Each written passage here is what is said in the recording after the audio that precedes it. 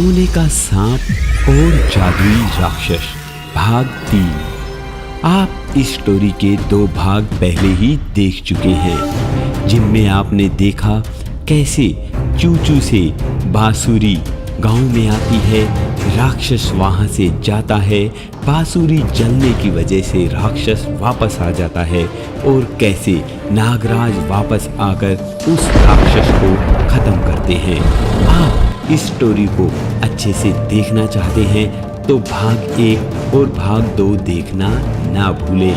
अब बारी है भाग 3 की।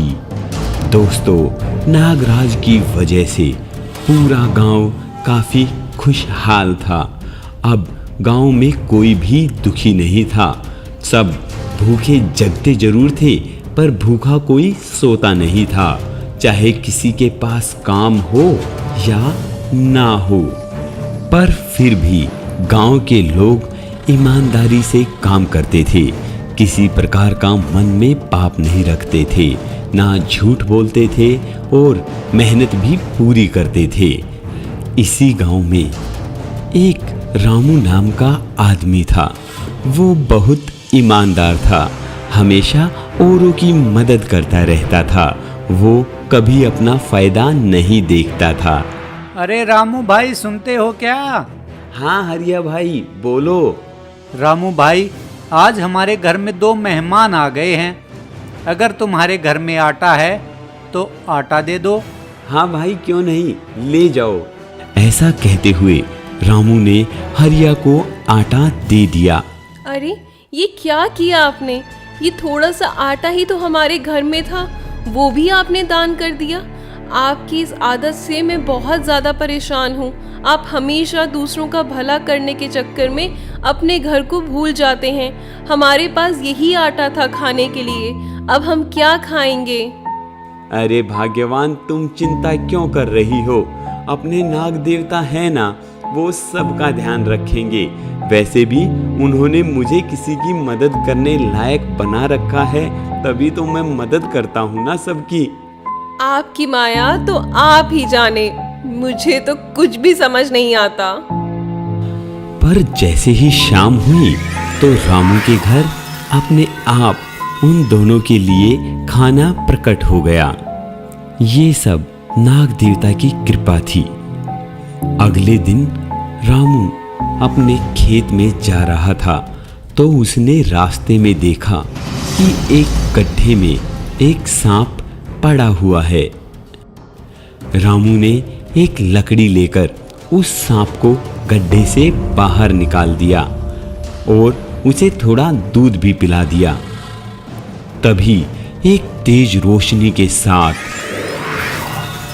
वो सांप बड़ा सा सांप बन गया, सोने का सांप। रामू, मैं तुमसे बहुत प्रसन्न हूँ। तुम सभी लोगों की मदद करते हो, इसीलिए अपना फायदा और नुकसान नहीं देखते। जैसे तुमने अभी इस सांप की मदद की है, वैसे ही तुम औरों की भी मदद करते हो। मैं तुम्हें बदले में ये मटका देता हूँ। ये जादुई मटका है, ये तुम्हारी गरीबी दूर कर देगा। पर नाग देवता, मुझे आपके होते हुए किसी और चीज की जरूरत नहीं है।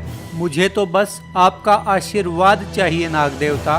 रामू, ये भी मेरा ही आशीर्वाद है जो मैं तुम्हें दे रहा हूँ। मैं तुम्हें अपनी खुशी से ये दे रहा हूँ। और हाँ रामू, तुम जब भी इस जादुई मटके में हाथ डालोगे तो तुम्हें सोने की दिनार मिलेंगी। तुम उससे अपने गांव का और अपना भला कर सकते हो, एक बड़े आदमी बन सकते हो। पर तुम्हें ये अपनी पत्नी से ही करवाना होगा, क्योंकि औरत घर की लक्ष्मी होती है। ऐसा कहते हुए पूरी तेज रोशनी के साथ नाग देवता वहां से गायब हो जाते हैं और वहां पर एक मटका रखा रह जाता है। रामू उस मटके को लेकर अपने घर आ जाता है। अरे ये क्या है जी आपके हाथ में? ये कैसा मटका है? और अभी तो आप खेत के लिए घर से निकले थे, इतनी जल्दी कैसे लौट आए वापस? अरे भाग्यवान, तुम्हें एक बात बतानी है। ओहो, ऐसी क्या बात हो गई, बताओ तो जरा। भाग्यवान, आज खुद नागराज मेरे सामने प्रकट हुए और ये मटका उन्होंने स्वयं मुझे दिया है। ये जादुई मटका है। हाँ, मैं समझी नहीं, कैसा जादुई मटका? अच्छा, तुम एक काम करो, नागराज का नाम लो और इस मटके के अंदर हाथ डालो और फिर देखो कमाल। जय हो नाग देवता की, जो उन्होंने इतनी कृपा जो करी। अरे ये क्या, सोने के सिक्के? हाँ भाग्यवान, अब हम अमीर हो जाएंगे और सब लोगों की मदद भी कर पाएंगे। अभी तक तो मैं सिर्फ शारीरिक मदद ही कर पाता था ना सबकी, लेकिन अब किसी को पैसे की भी जरूरत होगी तो भी मैं उसकी मदद कर पाऊंगा। हाँ जी, अब तो हम अपने लिए बड़ा घर बनवाएंगे और गाड़ी भी लेंगे।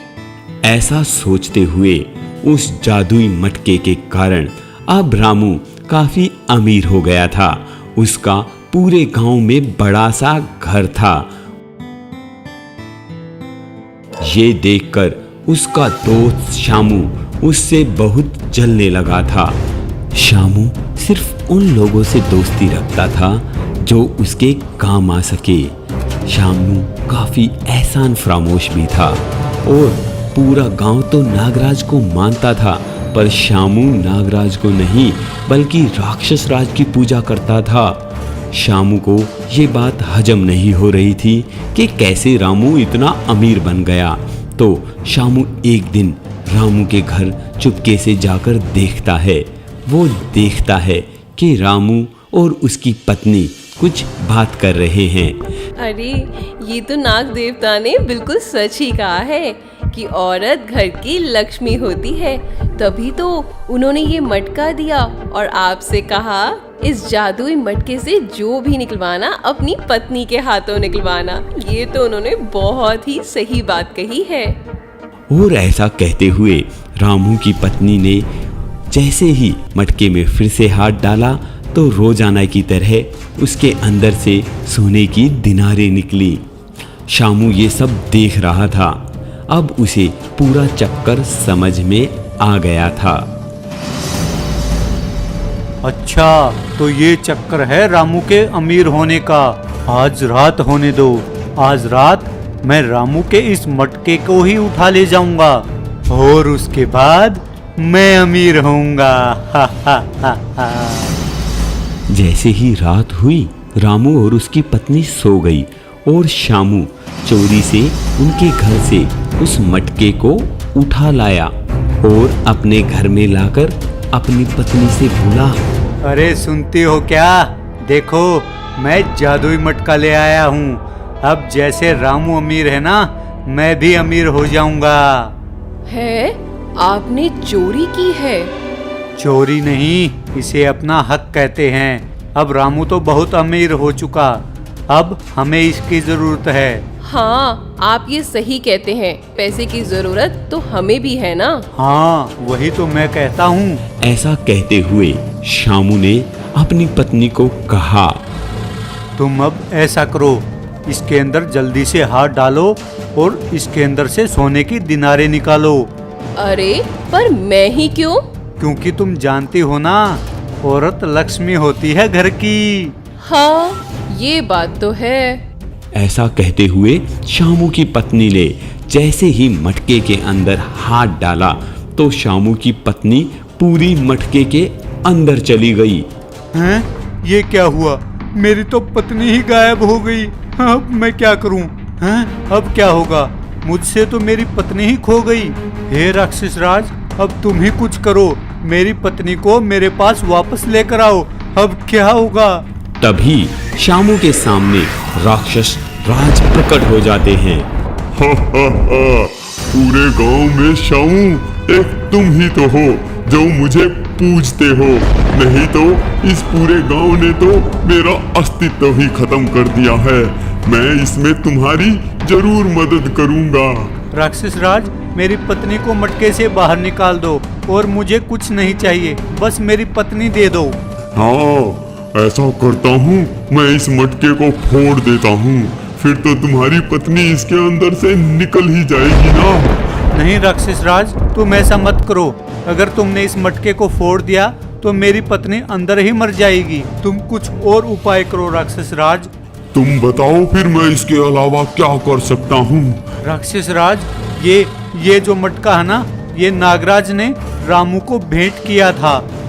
तुम कुछ ऐसा करो कि नागराज से कुछ मदद मांगो, अब वही कुछ करेंगे। मैं मदद नहीं मांगूंगा। मैं ऐसा करता हूँ, नागराज के पास जाता हूँ और उसका गला ही दबोच लेता हूँ। हाँ, पर नागराज तुम्हें मिलेंगे कैसे?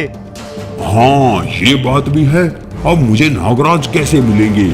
मैं ऐसा करता हूँ, उसके भक्त रामू को उठा लाता हूँ, वही इसका कोई ना कोई जरूर उपाय बताएगा। हाँ, यही ठीक रहेगा राक्षस राज। वो राक्षस जाता है और रामू को उठा लाता है। वो जैसे ही रामू को मारने लगता है, तभी वहां पर एक तेज सी रोशनी आती है और उसके बाद एक बड़े से सोने जैसे रंग के चमकते हुए नाग देवता प्रकट हो जाते हैं। ठहरो राक्षस राज, तुम फिर से वही गलती कर रहे हो जो तुम्हारे पूर्वजों ने की थी। मैं उन्हें तो खा चुका हूँ। तुम अगर अपना भला चाहते हो तो अभी यहाँ से चले जाओ। देखो नागराज, मुझे तुमसे कोई दिक्कत नहीं है। मैं चाहता हूँ कि तुम मेरे भक्त शामू की पत्नी उसे वापस लौटा दो, तो मैं यहाँ से चला जाऊंगा और तुम्हारे भक्त को भी छोड़ दूंगा। देखो राक्षस राज, तुम्हारे भक्त शामू ने बेईमानी की है और इस गांव में बेईमानों के लिए कोई जगह नहीं है। हाँ, अगर तुम्हारा भक्त शामू कहता है कि वो कभी जिंदगी में बेईमानी नहीं करेगा, किसी का बुरा नहीं चाहेगा, चोरी नहीं करेगा, तो मैं उसकी पत्नी को अभी लौटा देता हूँ। हाँ नागराज, मैं आज के बाद कभी कोई गलत काम नहीं करूँगा। बस मुझे मेरी पत्नी वापस कर दो। ठीक है भक्तराज, तुम्हारी पत्नी वापस आ जाएगी। ऐसा कहते हुए उस घड़े के अंदर से शामू की पत्नी शामू के पास वापस आ गई। अब राक्षस राज, तुम इस गांव से चले जाओ। हाँ, अब नागराज मैं यहाँ से चला जाता हूँ। ऐसा कहते हुए राक्षस वापस उस गांव से चला जाता है। अब शामू भी नागराज का भक्त बन गया था। वो भी अपना जीवन ईमानदारी, सच्चाई और अच्छी चीजों के साथ बिताने लगा था। अब उसने राक्षस राज की पूजा छोड़ दी थी और राक्षस राज ने भी उस गांव को छोड़ दिया था।